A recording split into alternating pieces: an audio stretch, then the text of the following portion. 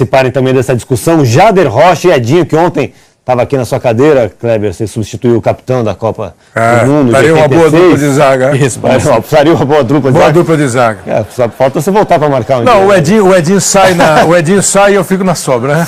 O que vocês acham dessa pressa, Jader e Edinho, da torcida, da imprensa, de ver o Vinícius em campo? E pênalti, né, naquele lance que o juiz não marcou. Boa noite, bem-vindos. Valeu, Thiago. Um abraço para você, Vilaron, Kleber, a todos que acompanham a troca de passes. Natural, né? Até pegando aquilo que o Vila falou, né? A maneira como se deu a negociação, a valorização, a supervalorização desse menino, que é uma das joias do Flamengo, se não é a maior dos últimos anos aí. É claro que o torcedor tem pressa de ver o garoto em campo, é claro que o torcedor quer ver ele dar a melhor resposta possível, mas a gente tem que levar em conta também, não é, Edinho, a questão da transição, quando ele sai da categoria de base, é alçado ao time principal, as mudanças que acontecem no comportamento do jogador, como o jogo é praticado de uma categoria onde ele estava acostumado para agora. E o começo dele aqui, depois de ser relacionado, não ser relacionado nas últimas 3 rodadas, os primeiros minutos dele em campo mostram exatamente essa oscilação, né? Ele tentando um passe um pouco mais diferenciado, uma jogadinha de letra, a coisa não funciona, aí o torcedor cobra. Já dessa transição é sempre importante você realizar com os garotos normais, né? Vinícius Júnior não é normal. Não é normal, Edson? Não é normal. Vinícius Júnior é um jogador muito interessante, jogador de habilidade. Apesar de 17 anos, ele não joga como 17 anos, ele joga como um jogador já formado. Ou seja, isso tem que... os responsáveis têm que avaliar isso e colocar esse garoto logo para o time titular. É claro que se o Real Madrid veio e contratou esse jogador com todos os olheiros, com todas as pessoas avaliando, fala, opa, esse jogador é importante, você não pode deixar um jogador desse. Aí tem coisa boa, né? Tem coisa boa. Esse jogador não pode ficar nos juniores, não deve ficar nos juniores, né? Porque o patamar dele agora, nesse momento, é outro. Então, quer dizer, ele tem que vir para o profissional e colocando aos pouquinhos, dando ritmo no jogo. A gente viu que esse jogador é diferente, ele decide a situação, ele pensa diferente do que os jogadores normais. Tanto é que no jogo de hoje, apesar de não tá jogando ainda com muita segurança, né? Você vê que ele fez a diferença no jogo de hoje. Agora, Edinho, com relação ao jogo, a gente está mostrando já os lances, mas antes tem um chamado do estúdio. Só para dizer que ele estava mostrando mesmo o MM, é que o Kleber estava começando a comentar aqui a questão também da variação de elenco do Flamengo também. O que eu acho sim, no caso do Vinícius Júnior, óbvio, é isso que o Edinho falou. Se o Real Madrid vem aí e paga esse monte de dinheiro que pagou, naturalmente não pagou só porque achou o Vinícius bonito. Viu o Vinícius jogar, viu o Vinícius treinar, viu o Vinícius na base, viu o Vinícius na seleção. Viu o Barcelona em cima dele. E viu o Barcelona em cima dele e contratou. Quando eu digo pressa, eu acho que todo o mundo do futebol hoje é super apressado. Até o Real Madrid para vir e pagar esse tanto que pagou pelo Vinícius.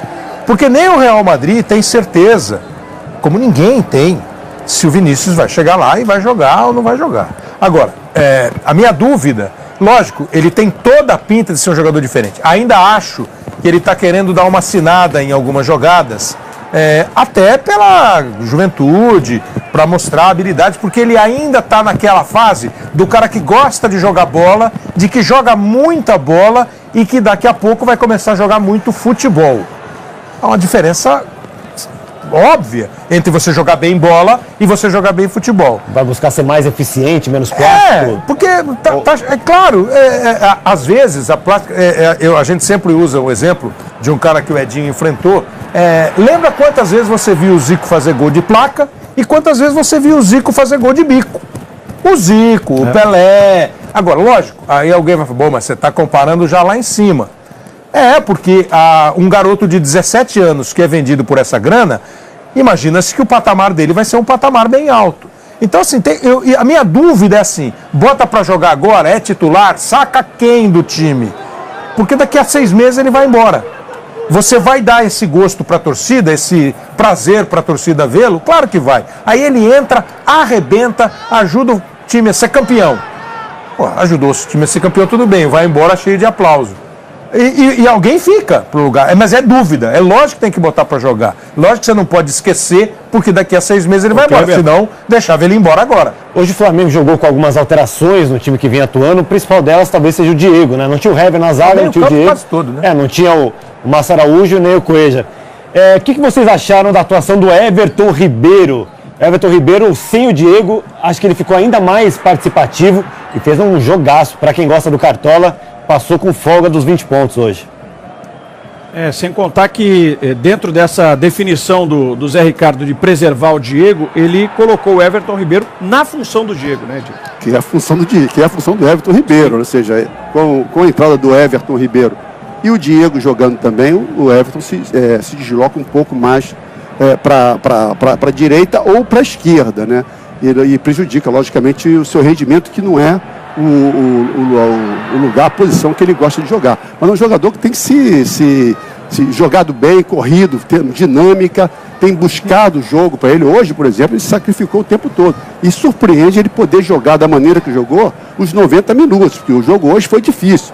No modo de ver, já de amigos, o Flamengo jogou hoje a pior partida do campeonato. Ou a pior partida que eu já vi uma equipe jogar. Totalmente desorganizada, pressionada, não só o seu treinador, como os seus jogadores dentro do campo.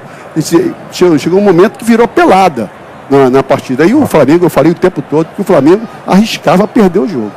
O Kleber, só para não deixar passar com relação à questão do Vinícius Júnior ainda, me parece muito claro também que o garoto tem maturidade já o suficiente para entender o tamanho dele nesse elenco do Flamengo, apesar de toda a visibilidade, de toda a vitrine, mas ele tem essa inteligência para perceber aquilo que ele pode alcançar ainda como jogador, pelo menos nesse primeiro instante, né? Já que é um elenco recheado de atletas experientes, renomados, rodados, então ele tem essa consciência de saber exatamente onde está pisando e como pisar para poder ganhar aos poucos o seu espaço. Tá muito maneiro, né? Muito cabeça boa, né?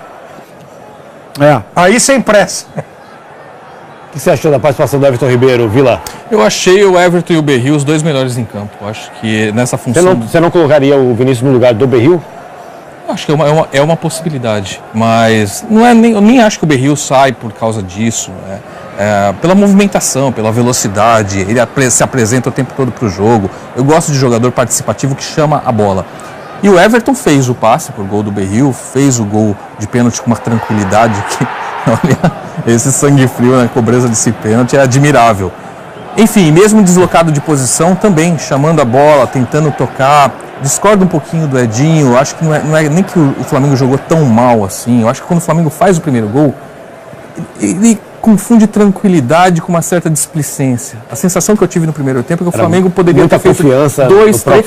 Qualquer hora eu faço o segundo, daqui a pouco eu faço o terceiro. Dentro desse comportamento... Mas como um jogo tem 2 tempos, quando tomou o gol a 1 minuto, parecia que não ia fazer mais, né? Pois é, no segundo tempo já teve um cenário diferente, mas aí a gente tem que ver o lado do Curitiba. Aí a perna também, já pesa, né? Não, sim. O Curitiba botou lá um jeitão de jogar. O Curitiba encarou o jeito de jogar. Terminou o primeiro tempo, se eu não me engano, eu estava dando uma olhada nos números. Tem alguns números que ajudam a gente, outros que só preenchem estatística.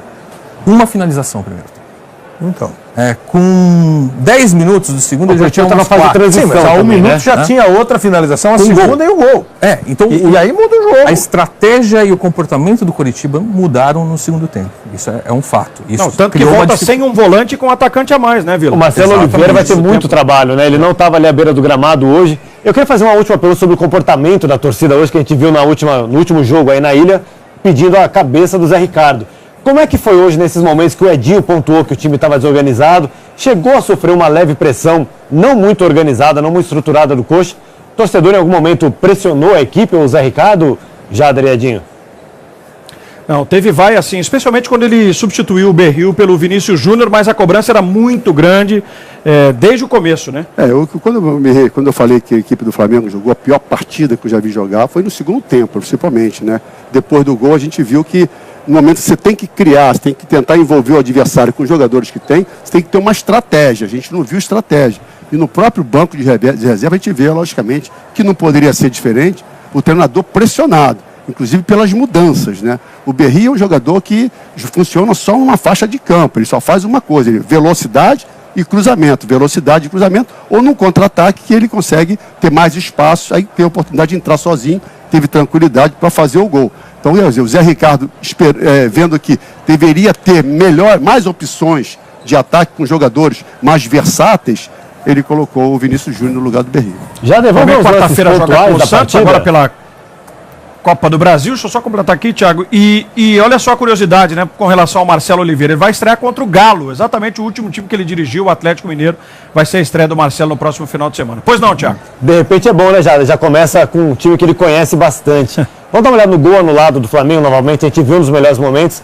A gente tem a linha. A linha do campo ajuda demais. O passe do Vaz, do Rafael Vaz. Ele está exatamente entrando no claro e o último zagueiro do Coxa está no escuro. No atletismo ele ganharia a prova. Né? Ganharia. Photoshop. No Photoshop ganharia. É muito difícil, mas acertou a arbitragem. Dúvida não? Alguém? Não.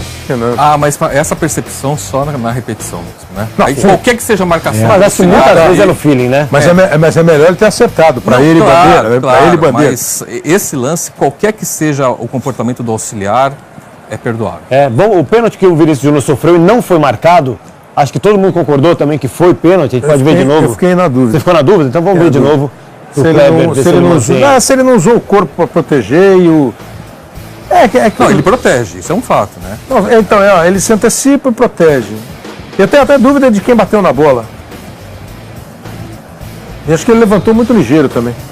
Ela bate no Vinícius, momento algum, né? Acho que ela bate no Vinícius, né? Mas o zagueiro do Curitiba é até um pouco... O William Matheus. O William foi precipitado. Ele poderia ter sido punido com a marcação do pênalti, porque ele bate no risco, né? O que ele marcou foi. Até agora eu não me conformo com o Márcio do Curitiba. A jogada ali, deixa o garoto dominar a bola, olhar pra lá, olhar pra cá. Costa pro gol, né? Pra que fazer isso? Vai no pé, direto no pé, né? Não, muito. Isso é o pênalti clássico, né? Experiência do Vinícius, né? 17 anos, já sabia que o zagueiro vinha pro bote.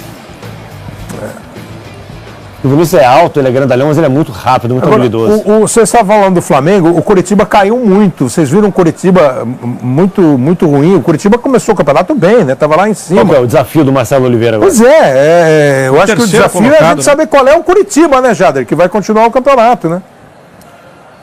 Esse é o detalhe. O Marcelo fez as suas anotações certamente, né? Já sabe uma análise inicial daquilo que enfrenta e são números preocupantes, né? O Curitiba está encurtando essa distância para quem vem lá de baixo, para quem está tentando escapar da zona do rebaixamento. E outra, você ganhar 2 nas últimas 12 agora, com a derrota de hoje, sendo 3 derrotas seguidas, isso explica um pouquinho dessa queda de rendimento brusca do Curitiba, que foi terceiro colocado lá no início do Campeonato Brasileiro, mas que dava uma amostra para o seu torcedor de que poderia brigar lá em cima por um bom período, né, Edinho? Exatamente, é muito importante para ganhar gordura, que o Curitiba ganhou gordura, mas só que essa gordura te dá uma impressão e a vontade de lutar pelo campeonato, que não é a realidade do Curitiba. Lógico que teve alguns jogadores que tiveram muitas contusões e acho que o mais preocupante é o principal jogador, Kleber, que foi punido, foi expulso, né? Agrediu. Teve 3 agressões numa partida só e foi punido com os 15 jogos, como você está falando. E o 6º hoje aqui. E outra coisa, logicamente prejudicou todo o andamento do Curitiba. Isso, logicamente, recai sobre o treinador.